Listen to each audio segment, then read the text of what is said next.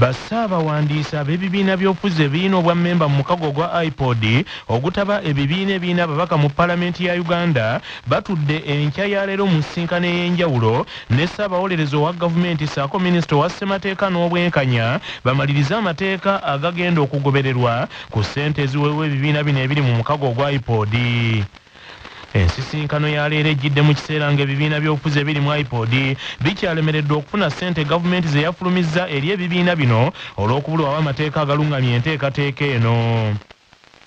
Ensonga enkulu ezigenda okwogerwako leediyo eno zeetegeddeko kwe kuli n'okuyisa enteekateeka nnamutaayiika omukago guno kwe gugenda okutambuliza emirimu gyagwo emyaka 5 egigenda okuddako oluvannyuma lwa Paalamenti okufuula omukago guno nti guliwo mu mateeka era gavumenti ng'erina okuguvujjirira ensimbi. Mu biseera ebiyise newandibadde nga gavumenti ebadde ewa ebibiina by'obufuzi ebirina abaka mu Paalamenti ensimbi okuyita mu mukago guno gwa iPod naye ebadde ekikola awatali mateeka gakiruŋŋamya. Ensonga endala egenda okwogerwako mu nsisinkano eno era ensonda zibulidde leediyo eno nti ey'okulambika minisita owa ssemateeka n'obwenkanya kwe yakoze okugenda okuluŋŋamya ensimbi gavumenti zeewa ebibiina by'obufuzi bino ebirina abaka mu Paalamenti. Etteeka erifuga ebibiina by'obufuzi Paalamenti lye yakolamu ennongoosereza gye buvuddeko lyakifuula kya buwaze nti ebibiina byokka ebiina obwa mmemba mu iPod obujjuvu bye bijja okuweebwa ensimbi gavumenti zeewa ebibiina by'obufuzi ng'ebyo ebigaanyi okutuukuza obwa mmemba bwabyo tebijja kufuna ku luno. Akulira ekibiina ekya People's Development Party Sadamu Gayira akulira ekibiina ekya People's Progressive Party Abdul Sadamu Gayira nga naye mmemba mu mukago guno gwa National Consultative Forum agambye nti obuzibu bwavudde ku ngeri etteeka ery'ebibiina by'obufuzi eppya gye lyayisibwamu nga bakizudde nti mwalimu ebituli bingi ebirina okuzibwa mu bwangu ennyo. Abakola etteeka lino eri iPod okugiyingiza mu Political Parties and Organizations Act bakola bapapa olw'okubanga baali bagenderedde kutagetinga kibiina kya National Unity Platform. Kano olw'ekyo mu kupapa okwo bakola bingi ebyabasibirayo kakati ne beesanga nti okukola statutory instrument egayidinga ku ngeri iPod gyegenda okukolamu buli kye baleeta kirina contradiction mu tteeka liri lyennyini kakati nga kumpi baba beetaaga ate okuddayo ba-amendinga etteeka erya National Consultative Forum kubanga baddira iPod ne bagifuula subset eya National Consultative Forum NCF kyokka nga ate baali baagala iPod ebeere independent ebeere self accounting.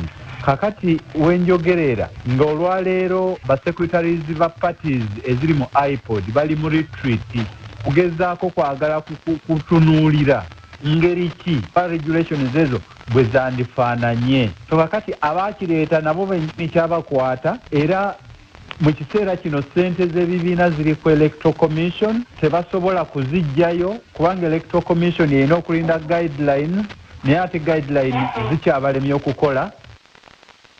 Bassabawandiisi b'ebibiina abatudde enkya ya leero mu nsisinkano eno bava mu bibiina by'obufuzi 6 nga bino bye byakola endagaano okukolera wamu mu mukago guno gwa iPod okuli NRM ekiri mu buyinza, Democratic Party, UPC, People's Progressive Party, FDC wamu ne Jema. Ekibiina ekya NUP yadde nga kifuna ensimbi okuva eri gavumenti kyalangirira gye buvuddeko nti si kyakwegatta ku mukago guno gwa iPod newandibadde nga amawulire galaze nti abakulu mu kibiina kino batandise okupondooka saawa yonna bandiddayo obutereevu mukago guno gwa iPod. Kino kyatabudde abamu ku batunuulizi b'ebyobufuzi abeewuunyizza nti engeri NUP ate gye yaliddemu ebigambo byayo ku nsonga z'omukago guno ogwa iPod. Wabula Ssaabawandiisi w'ekibiina ekya NUP David Lawis Lubongoya agambye nti tebannaba kusalawo ku nsonga ey'okudda mu mukago ogwa iPod nga bwe byogerwa kubanga bo bakyalina bye beetegereza. Tuna communicating position yaffe ku nsonga eyo tugenda ziba communicatingira abadde boogera tebananganya position yaffe tubagambe ebbanga lyonna nti kati etteeka baali amendinga ne bafuusinga ebibiina byonna okubeera either mu iPod oba ne bateekako forum endala. iPod ne bagifuula department mu National Consultative Forum we tulinze up to now bafulumire ze bayita regulations oba statutory instrument nogetforminga position yaffe naye tetunagiforminga kati wenjogerera abapublishers ebyo bya bulimba kubanga tetunatuula na kumaliriza ensonga eyo. Ye omukwanaganya ow'omukago guno ogwa IPOD Dr. Lawrence Serwambala agambye nti bakyalinze ekinaasalibwawo abannuupu ku nteekateeka ey'okwegatta ku mukago guno ogwa IPOD yadde nga obumu ku bukwakkulizo bwawulirwa nti nuupu bweyagala bukyusibwemu tebunnaba kutegeerekeka bulungi.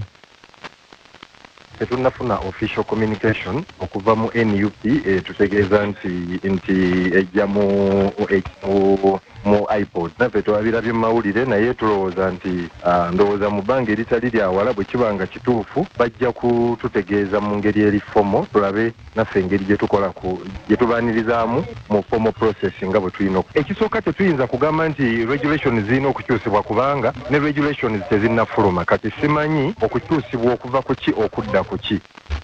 Ensisinkano etudde olwaleero ensonda era zibulidde laadiyo ya Kabaka eno tyegenda kusalawo n'okuteekateeka ensisinkano ey'abakulembeze b'ebibiina bino esuubirwa okutuula mu wiiki esooka ey'omwezi ogujja ogw'omwenda era ng'esuubirwa nti ejja kutuula mu kisaawe Kololo. Abayizi abagenze ku mugga Katonga ku ludda lwa disitulikiti y'Egomba okuyigga enjobe baguddemu entiisa munnaabwe bw'agudde mu mugga guno n'afiiramu. Omusasi waffe Patrick Serugo y'abirina. Wumalu Nsekanabo nga myaka 43 gono mutabani wa ssente wa LC Kakuba Nsirisi mu Gomba ya Kabulasoke mu disitulikiti y'Egomba yagudde mu mugga Katonga bwe babadde bayigga enjobe naye ng'okugwa mu mugga nti yasirituse bwe yabadde atambulira ku lubalama lw'omugga ogwo. Kigamba okwanga omugenzi yagenze ne banne basatu mu nnimiro yaabwe esangibwa okumpi n'omugga Katonga okulima. Kyokka baabalima kwe kulengera enjobe olwate ebyokulima nti ne babivaako bayigge enjobe. Kyokka enjobe obedde balabirizanga edda ku lukalu ate nevayo nedda ku mazzi nti awo omugenzi Wumalu Nsekanabo yawudde ku banne ye n'atambulira ku lubalama lw'omugga banne nga bali ku lukalu. Kyokka alabika yalinnye mu kafo akabaddemu amazzi amawanvu n'agwamu n'afiiramu. Banne ababadde ku lukalu enjobe baagisse kyokka bagenze okunoonya munnaabwe nga talabikako era olunaku lw'eggulo lwonna basiibye banoonya omulambo ne bugubabula nga kati nkyaleero bakedde kuddayo ku mugga okulaba nga bafuna munnaabwe okusinziira ku kitaawe w'omugenzi nga yekiyamani Lutalo Shaban.